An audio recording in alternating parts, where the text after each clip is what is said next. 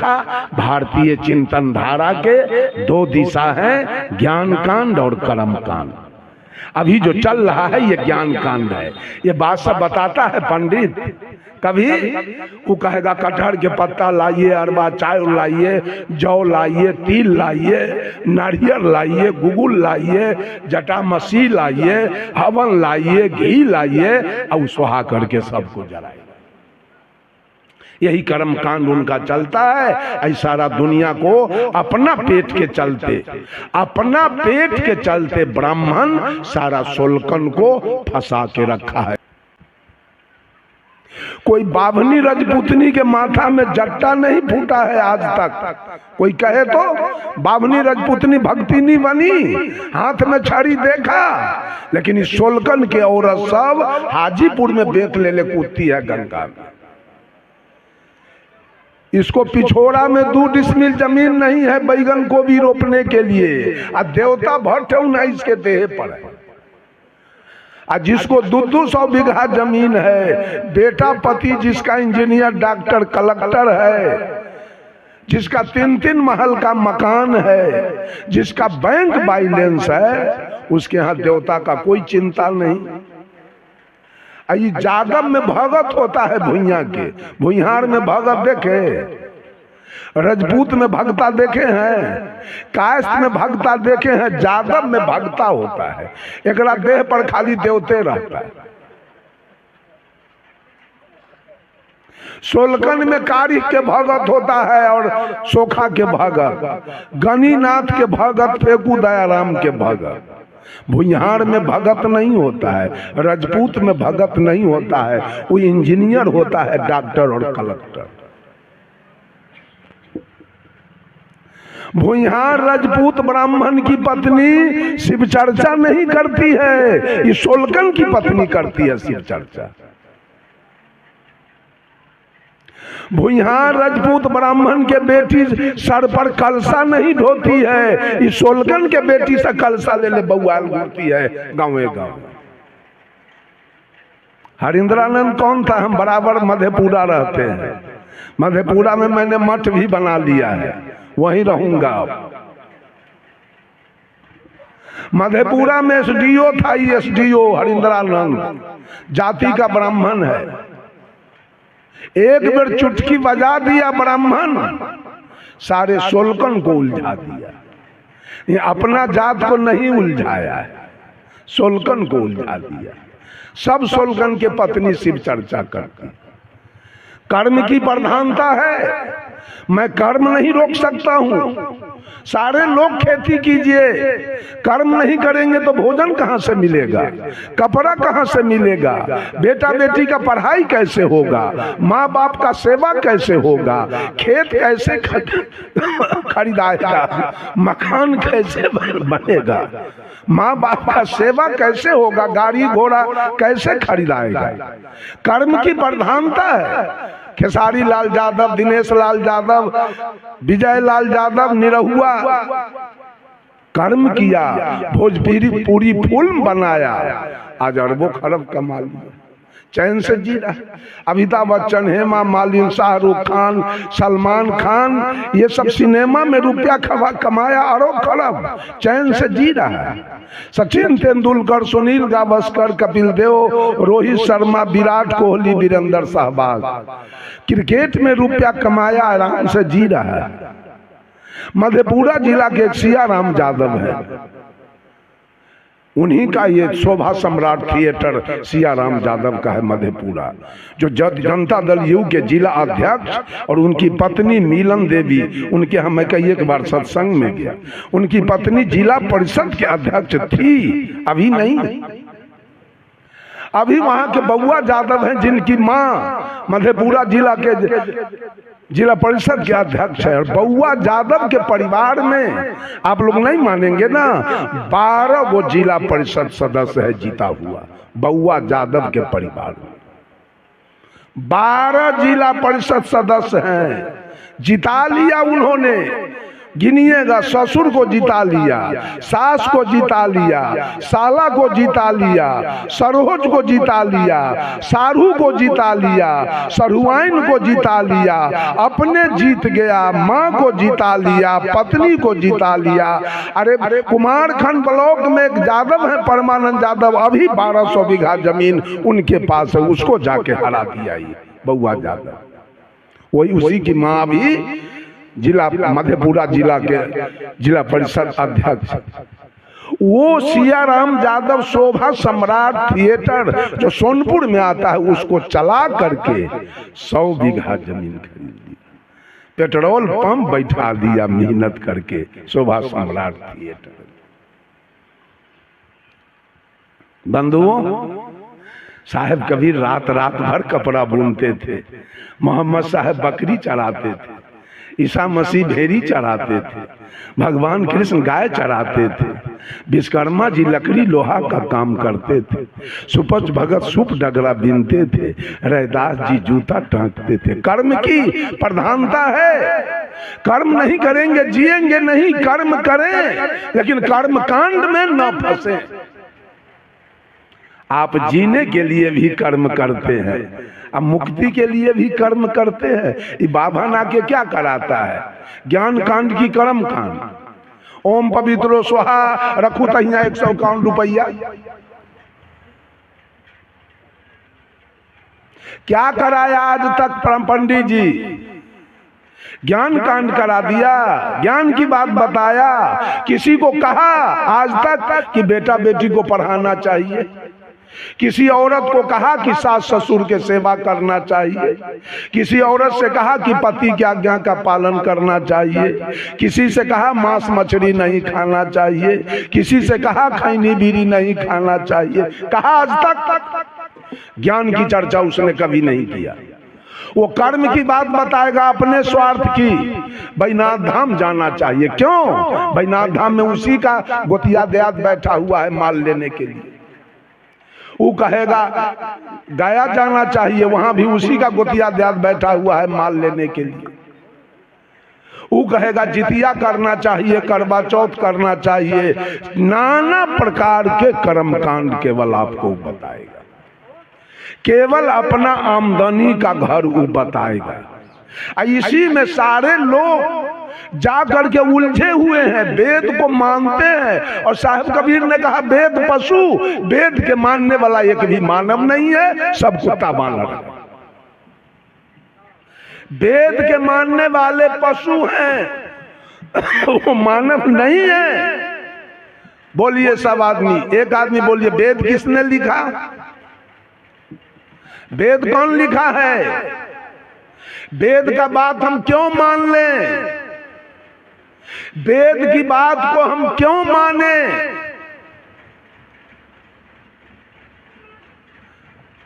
अगर पूरे विश्व के अंदर साहब कबीर ने कहा झगड़ा एक बरो हो राजा राम, जो निर्वारे सो निर्वाण, ब्रह्म बरागी जहां मां से आया, वेद बरागी जिन उपजाया, ई मन बरा कि जही मन माना, राम बरागी राम ही जाना, भर में कबीरा फिरे उदास, तीर्थ बरागी तीर्थ के दास। साहब कबीर कहते हैं दुनिया के लोग झगड़ा एक बरो हो राजा राम। सदगुरु कबीर ने राजा किसको कहा? इस धरती तल पर सबसे श्रेष्ठ प्राणी कौन है? मानव। मानव को सदगुरु कबीर ने राजा कह के पुकारा है। सारा अधिकार तुम्हारे हाथ में है, इसलिए मनुष्य को कबीर साहब ने राजा कहा। 4 प्रकार के जीव धरती तल पर निवास करते हैं। इसी को परोक्ष रूप से हम 84 कहते हैं। चौ माने 4 और राशि माने खानी। अंडज, पिंडज, उष्मज और मानव, यही 4 प्राणी हैं। अब इनकी निश्चित जनसंख्या क्या है वो हम नहीं जानते हैं, बहुत गवैया लोग जानता है। इस चारों में मानव श्रेष्ठ है। आपको सदगुरु कबीर ने राजा कह के पुकारा है। झगड़ा एक बरो हो राजा राम, ओ राजा इस धरती तल पर, इस अवनी तल पर एक बहुत बड़ा झगड़ा लग गया। क्या लगा है? कबीर को छोड़कर और बुद्ध को छोड़कर जितने धर्म धुरंधर लोग हुए, जितने धर्माधिकारी लोग हुए, जितने धर्म के ठेकेदार लोग हुए, जितने धर्म के प्रवर्तक लोग हुए, सबने ये निश्चित कर दिया कि मानव से अलग, जीव मात्र से अलग, परोक्ष में, आकाश में एक परमात्मा की सत्ता है जिसके कृपा से पूरी सृष्टि चल रही।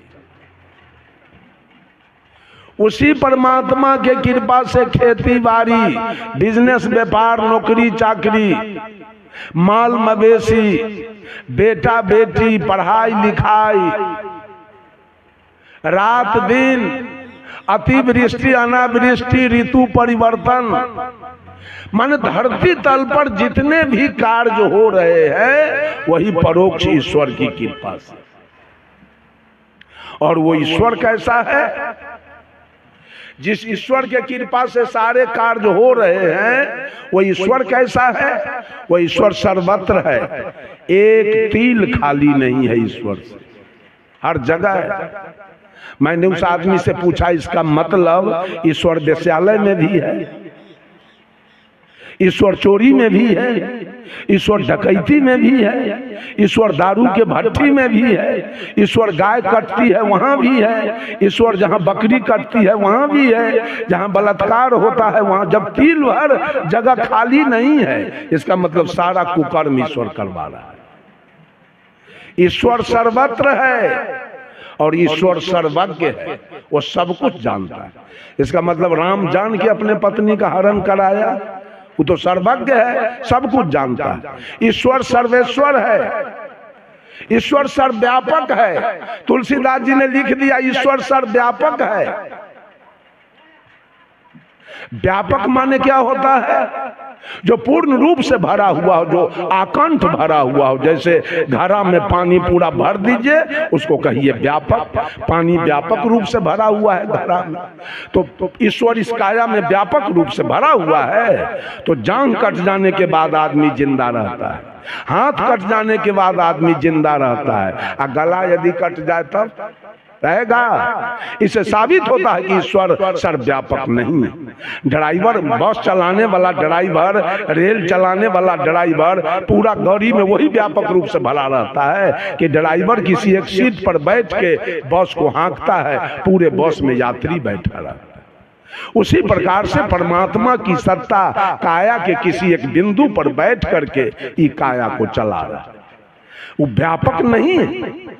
परमात्मा सर्वत्र नहीं है, परमात्मा सर्वज्ञ नहीं है, परमात्मा सर्वेश्वर नहीं है, परमात्मा सर्वव्यापक नहीं है, परमात्मा सर्वगुण संपन्न नहीं है, परमात्मा सर्वशक्तिमान नहीं है, परमात्मा सर्वांतर्यामी नहीं है, परमात्मा सार्वभौम सत्ता संपन्न नहीं है। ये गद्दार लोगों ने इस बात को बोला है। परमात्मा कहीं बाहर में है ही नहीं तो सर्वशक्तिमान कैसे होगा? वो सर्वगुण संपन्न कैसे होगा? और परमात्मा अगर सर्वशक्तिमान है तो सीता के हरण क्यों हुआ? परमात्मा जब सर्वशक्तिमान है तो 16वीं शताब्दी में मोहम्मद गजनी जब सोमनाथ के मंदिर पर चढ़ाई किया, वहां के लोगों ने पंडा पुजारी से कहा कि तैयार हो जाइए, मोहम्मद गजनी आ रहा है लूटने के लिए। परमात्मा, वो पंडा पुजारी कहा कि आप चुप हो जाइए, परमात्मा में उतना शक्ति है कि मोहम्मद गजनी से फरियाद लेगा। परिणाम हुआ कि पूरा देवी देवता दुर्गा काली के नाक कान चीर के सब सोना चांदी निकाल के मोहम्मद गजनी चला गया और परमात्मा आपका देखता रह गया। जब 1392 ईस्वी में तैमूर लंग 99,000 सेना लेकर आया और दिल्ली के लाल किला पर चढ़ाई किया, 1 लाख हिंदू का सर काट करके और लाल किला पर बैठ के ईद का नमाज पढ़ाऊ। कहां गए आपके भगवान, कहां बैठे थे? 1 लाख हिंदू का गला कट गया, उड़ा दिया। तैमूर लंग कहां गए थे भगवान उस समय? ये सारे लोग हनुमान के लड्डू खाने वाले हैं, हनुमान के लड्डू खा रहे हैं। एक पंडित जी थे, एक मौलवी जी थे, एक पादरी जी थे और एक जादव जी थे। चारों में दोस्ती हो गई। यही सोनपुर मेला लगा हुआ था। चारों दोस्त कहीं घूम रहे थे, एक दिमाग में बात आई कि भाई सोनपुर मेला लगा है, चलिए हम लोग देखें। चल दिया। उस समय गाड़ी घोड़ा नहीं थी, पांव पैदल चल दिया चारों। सोनपुर आते आते कोन्हारा घाट 9-10 बज गया रात। पंडित जी ने कहा कि अभी हम लोग अब उस पार हरिहर क्षेत्र नहीं जा पाएंगे, रात्रि विश्राम करो यहीं कोन्हारा में। चलो किसी मठ पर कुछ भोजन बनाओ, भोजन करें, विश्राम करें, कल सवेरे उठ के हरिहर क्षेत्र का प्रस्थान करेंगे। कहा ठीक तो है, चला जाए। एक मठ पर गए और पंडित जी ने कहा भात बनाओगे, दाल बनाओगे, सब्जी बनाओगे, भुजिया बनाओगे, पापड़ बनाओगे, तिलौरी बनाओगे, बहुत समय 10 बजिए रहा है, 2:30-3 बज जाएगा भोर, खाते खाते 4 बजेगा, सोओगे कब और जाओगे कब? इससे अच्छा है कि कम समय में जो भोजन बने उस भोजन को बनाओ कि हम लोग तुरंत खा के सो जाए। जादव जी झट से कह दिए फिर तस्मई बन जाए, दूसरा कुछ बनाना नहीं पड़ेगा। झटपट में एगो पाक तस्मई बनेगा और सब लोग खा के बिछावन पकड़ लेंगे। जादव जी की बात पास हो गई। पंडित जी ने जादव जी से कहा जादव जी आप दूध खरीद के ले आइए। मौलवी को कहा चावल चीनी गरी छोहारा मुनक्का खरीद के ले आइए। पादरी जी को कहा आप जलावन और पानी ले आइए। तीनों जने गए, तीनों सामान लाने। तब तक पंडित जी मठ को बुहार सोहार के तैयार किया, सारे सामान आ गया। पंडित जी सोचा सबसे बड़का जात तो हम हैं, हम ही क्यों नहीं तस्मई बनावे। जादव जी को, मौलवी जी को, पादरी जी को, तीनों को कहा आप लोग बैठ जाइए, अब मैं तस्मई बनाता हूँ। वो तीनों बैठ गए और ये तस्मई बनाना शुरू किया। तस्मई बन गया। पंडित जी ढक्कन से ढक के तस्मई उतार के रख दिया और जादव जी और मौलवी जी और पादरी जी से कहा आप तीनों थाली लेके बैठिए, अब मैं परस के खिला देता हूं, बाद में मैं भी खा लूंगा। जादव जी, मौलवी जी, पादरी जी थाली लेके बैठ गए। पंडित जी डेगची उठाए गए परसने के लिए, ढक्कन हटाए, करछुल भिराए। तस्मई तो अभी गर्मे था, उसका वाष्प जो निकला वो पंडित जी के नाक में स्पर्श हुआ। इतना गमक रहा था वो तस्मई, इतना बेजोड़ बना हुआ था। पंडित जी को लोभ हो गया, ओहो इतना बढ़िया तस्मई बना के आई जादव जी को, मौलवी जी को, पादरी को कैसे खिला दे। लगाते हैं कोई फेरी और सब तस्मई हम अपने खा जाएंगे। कहा सुनिए एक एक करछुल तस्मई सब लोगों को मिलेगा, हम भी एक एक करछुल खाएंगे। सारा तस्मई स्टॉक पर हम सिक्का पर रख देते हैं। कल भोरे उठ के जो सबसे बढ़िया सपना दिखाएगा वही सारा तस्मई खाएगा। एक एक करछुल तस्मई जादव जी को, मौलवी जी को, पादरी जी को मिला। तीनों खा के उठ गए। पंडित जी भी एक एक करछुल खाए। चारों चले गए बिछावन पर। पंडित जी सो गए, पादरी जी सो गए, मौलवी जी सो गए, और जादव जी को तो एक करछुल से कुछ नहीं हुआ। ई बेचारे बिछावन पर छटर पटर कछर मच्छर कर रहे थे। जादव जी को नींदे नहीं आ रही थी। 12 बज गया रात, जादव जी छटर पटर करते रह गए। जब 12 बज गया रात, नींद नहीं आई, तो जादव जी उठे और सीका पर से देगची उतारे और पूरा देगची के तस्मई वृंदावन बिहारी लाल पूरा तस्मई खा गए। आ खलिया देगची फिर सीका पर रख के ढक्कन से ढक के पेट भर गया। आलस आने लगी। चद्दर तान के 12 बजे रात में जादव जी सो गए। और पंडित जी का अनुमान था तस्मई पर कि कब भोर हो, कब हम सपना दिखावे और तस्मई खा जाए। 2-2:30 बज गया रात। पंडित जी जग गए, चूंकि ध्यान तो था तस्मई पर। मौलवी को जगाया, मौलवी साहब आपका सपना कैसा है? मौलवी ने कहा मेरा? अरे मैं तो 5वां आसमान में अल्लाह के साथ सैर कर रहा था। पंडित जी कहे अब इससे तस्मई बचना तो मुश्किल है। अब इससे बड़ा सपना क्या होगा जो 5वां आसमान में अल्लाह के साथ सैर करे। पादरी को जगाया, बोलिए पादरी जी आपका क्या सपना है? कहा हम तो 7वां आसमान में ईसा मसीह के साथ थे। कहा ओ गया मौलवी अब फक्का में, इधर एकरो से 2 आसमान बढ़ा दिया। इस 7वां आसमान में था ईसा मसीह के साथ, तो तस्मई तो इसका हो गया, पादरी का। अब मौलवी पूछा पंडित जी से, पंडित जी और आपका सपना कैसा है? ये खरे झूठ बोल रहा है पंडित जी। साहब कबीर कहे ब्राह्मण भक्त न बेस्या सती और सोनरा सांच न ये को। बाभन कभी भक्त नहीं हो सकता है, वो अहंकारी जात है, उछलिया है, वो बेईमान है। उसको लोग प्रणाम पंडित जी कहता है और दुनिया को पार उतारने का ठेका वो लिया। साहब कबीर कहे बाभन को कभी मुक्ति नहीं मिलेगा, और न सोनार को मिलेगा और न बनिया को मिलेगा। ये तीनों को नहीं मिलेगा। बनिया कितनो ईमानदार होगा तो तनका डंटी मारिए देगा। अकायत कितनो ईमानदार, ये सोनार कितनो ईमानदार होगा तो तनका चोर होबे करेगा निश्चित रूप से। क्या हुआ?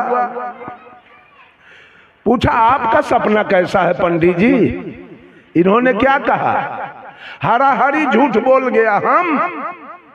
हम तो क्षीर सागर में थे, विष्णु हमारे सिरहन्ना में बैठे हुए थे और लक्ष्मी हमारी पैर दबा रही थी। कहा बाप, इस सब करेजा में मुक्का मार लिया।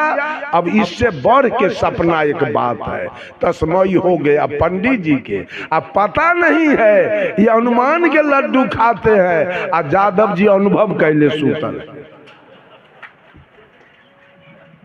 सवेर हो गया, 7 बज गया दिन, अब जादव जी फोंप काटे। उनको कौन हरवारी है? तस्मई तो गायब है, हरवारी तो ये तीनों के है। 7 बजे पंडित जी देखे मौलवी वाला हिस्सा हमारा हो गया, पादरी वाला हो गया, एक हिस्सा मेरा है, तो 3 हिस्सा के मालिक हम हो गए। एक के हिस्सा का मालिक नहीं, जादव जी सोया हुआ है, इससे भी जगा के पूछ लेते हैं। एक के बेर पंगत लगाएंगे। कहा कि ओ जादव जी, ओ जादव जी, अरे जगिए सवेरा हो गया। जादव जी उठ के बैठ गए। कहा मौलवी की तरफ से तस्मई मेरा हो गया, पादरी के तरफ से भी हो गया, एक हिस्सा मेरा है, तो 3 हिस्सा का मालिक हम हुए ना। तो जादव जी कहा एक के हिस्सा ना आपका है? तो कहा जी।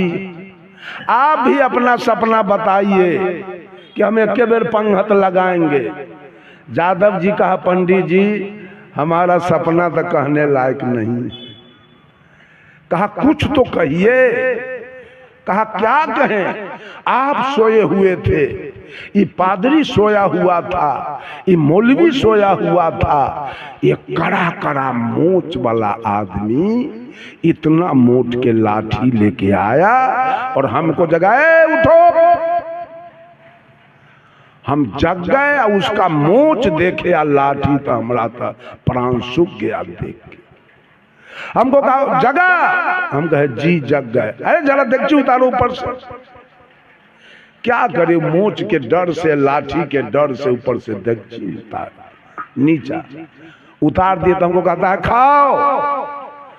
हम कहा कि हम नहीं खाएंगे,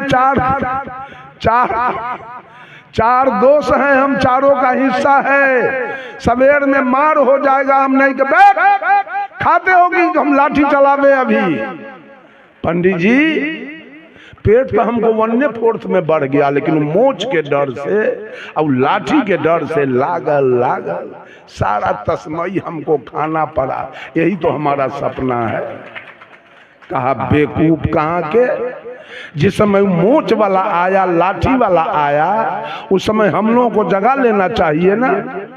यादव जी कहा आप तो कमाल की बात करते हो पंडित जी, ये मुसलमान ना 5वां आसमान में सुतल सैर कर रहा था, पादरी 7वां आसमान में था, आप क्षीर सागर में थे। अभी जगाने हम 5वां आसमान जाते कि 7वां आसमान जाते कि क्षीर सागर जाते कि डंटा खाते कि खीर खाते।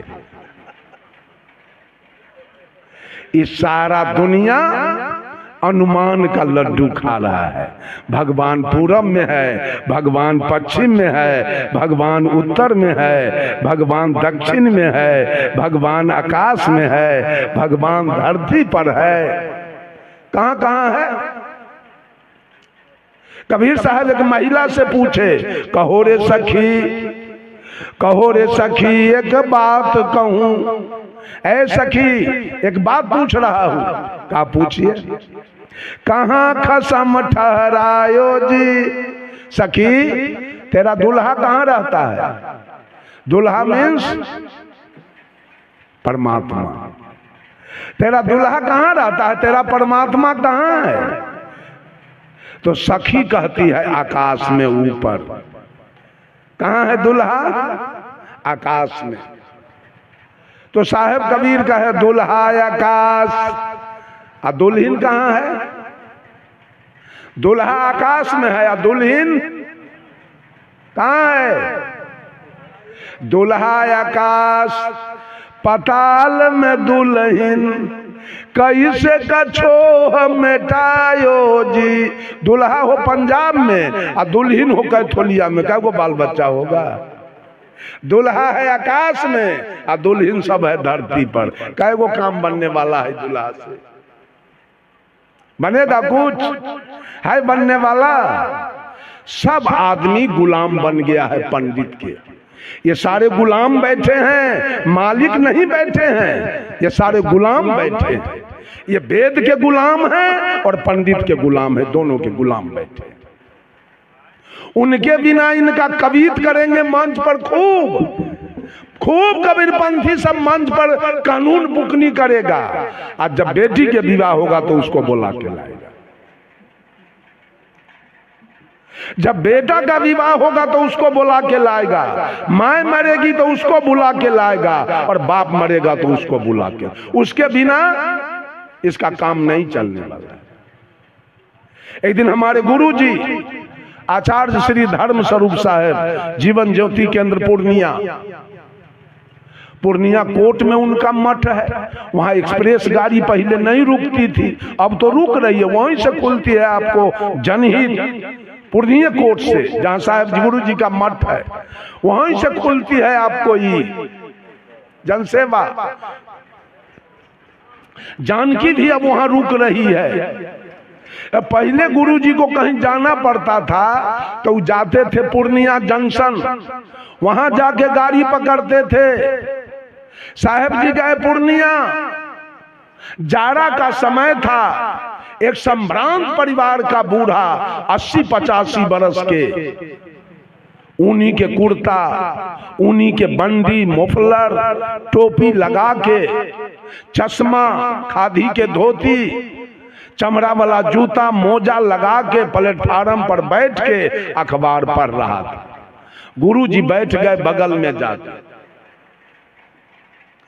पढ़ते पढ़ते अखबार वो बुढ़वा एक के बेर सीट पर से उलट गया नीचे। हल्ला हो गया, क्या हुआ? मिर्गी आ गया। सब लोग दौड़ के आए, बाबा क्या हुआ, क्यों गिर गए? गिरा क्यों मालूम है? मधुबनी जिला में, सुपौल जिला में और नेपाल में घोषिन यादव की जनसंख्या बहुत ज्यादा है। वो यादव को आप लोग नहीं जानते हैं, हम लोग जानते हैं। बहुत ऊंच कोटि का यादव है। उसकी पत्नी घर से नहीं निकलती है घोषिन यादव की। अब तो मजरोठो किस्नौत में ब्याह करना अब आके शुरू किया है, पहले नहीं करता था। ये घटिया किस्म के यादव है, वो जमींदार टाइप के है। अभी दरभंगा में सबसे टॉप डॉक्टर आया है, वो घोषिन यादव है, एसएन गोइत उनका टाइटल है। बनरईत, झखरईत, गोइत, कुशियत, ये अरगरिया, ठरिया, बुधनगरिया, भुसकुलिया, पगहिया, मगरदैता, गुरमैता, विराजित, एक टाइटल में विवाह नहीं करते हैं। अब बड़े बड़े उनके घर में इंजीनियर, डॉक्टर, कलेक्टर, प्रोफेसर। एक जोगिंदर गुरमैता है आपको यहाँ सुपौल जिला में। अभी 350 बीघा जमीन उनके पास जोगिंदर गुरमैता के पास है। अभी एक है मनोज की विनोद, घोषिन यादव है। उसको जब दलान बनाते हम देखे तो हमको बुझाया कि आधा किलोमीटर में पक्का का दलान बना रहा है। हम कि इतना लंबा क्यों बनाते हैं जी? कहा 350 बीघा मकई है, उसका भुट्टा कहाँ रखाएगा? इसी में रखाएगा। इतने धनी लोग हैं यादव लोग। वो अखबार में लिखा हुआ था कि फलाने अरगरिया का बेटा यूपीएससी कंप्लीट कर गया, वो आईएएस हो गया, कलेक्टर। ये सुन के वो बुढ़वा बेंच पर से उलट गया, इसलिए कि वो ब्राह्मण था। देखा कि यादव का बेटा यूपीएससी पास कर गया, कलेक्टर हो गया। इस दुख से उलट गया वो बेंच पर से नीचे।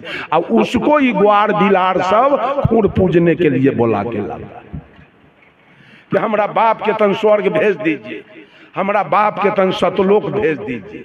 अरे उसको बस चले तो आपके बाप को 80 कुंड नरक में भेज देगा, ग्वार के सतलोक भेजेगा। इतना बुड़बक है। सोलगन को भेजता है सतलोक और बैकुंठ और स्वर्ग में। ये कबीरपंथी सब नहीं सुधरने देगा देश दुनिया के। बाम से बला सुधार देगा, लेकिन कबीरपंथी से नहीं सुधरने वाला।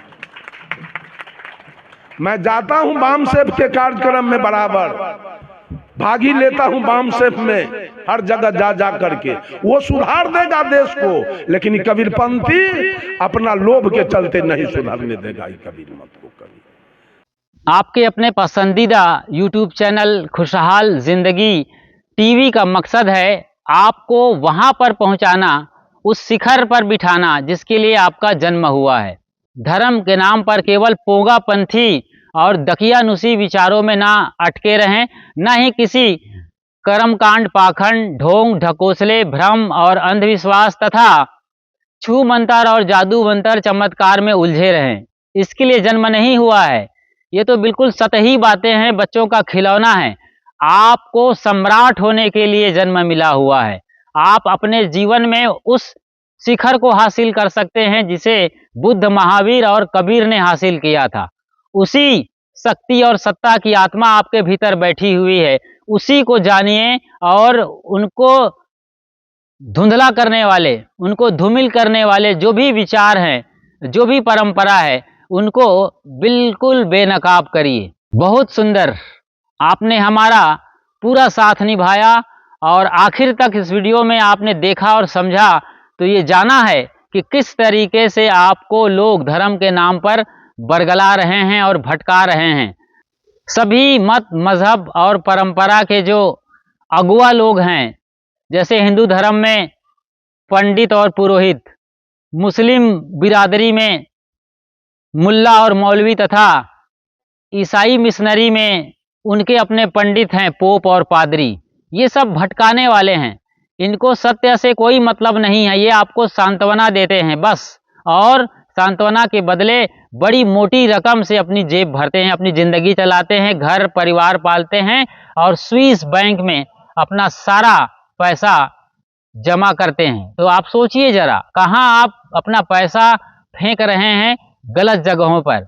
आप इससे बेहतर होगा कि किसी गरीब को खिलाइए, किसी दिन दुखियारा की खुद जाकर मदद करिए और मानवता को जगाने वाले मिशन में काम करिए, तब जाकर के आपका इस तरीके से जीना और धर्म करना सार्थक होगा। खुशहाल जिंदगी यूट्यूब चैनल पर आप बिल्कुल नए हैं तो फौरन सब्सक्राइब कर लीजिए। यह एक निःशुल्क प्रक्रिया है। जैसे ही आप सब्सक्राइब करते हैं, हमारा परमानेंट मेंबरशिप हासिल कर लेते हैं और इसके बाद बेल आइकन को प्रेस करते हुए, नोटिफिकेशन की घंटी बजाते हुए जब ऑल या सभी को सेलेक्ट कर लेते हैं, तो जब भी हम लाइव आएंगे या नई वीडियो अपलोड करेंगे, सबसे पहली सूचना आपको तुरंत मिल जाएगी। अपना और अपनों का ज़रूर ख्याल रखिए। शुक्रिया, साधुवाद और साहिब बंदगी।